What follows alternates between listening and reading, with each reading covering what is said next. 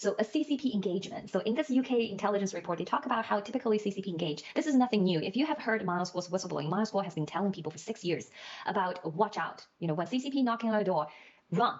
Don't engage. You literally have to run. Okay, they're relentless.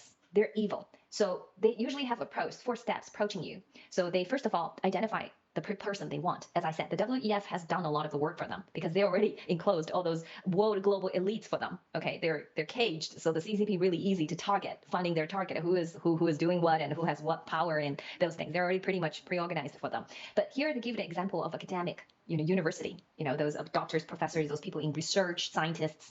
So it says they identify you online, social media, they send a message to you, establish some rapport and contact, and then they presenting you some kind of opportunities to engage, whether it's advising or whether it's a contract for money, right? So, and then they meet you and talk about, and even sometimes through a person you already know. So increase their credibility or trustworthiness. And then they always involved in getting you back to China. So here they give the example on the top, 76. It say, academics are often initially approached through invitations to a conference in China, during which the academic world would have a slightly strange encounter over coffee with someone who is not quite as presented. Okay, and then once they get you back to China, if you have shown a vulnerability to them, they will absolutely do all the usual gamut of blackmail, honey trapping, where they try and to catch you in a sexual compromised position. They will do all of that.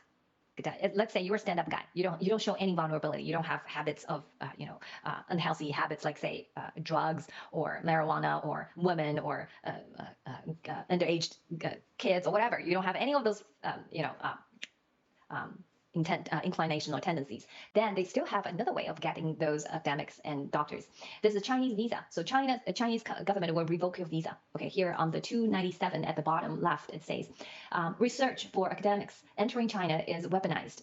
You say something that you don't like. If they say something that the Chinese Communist Party don't like, they deny you a visa. A visa are essential to the academic research of many UK-based China scholars.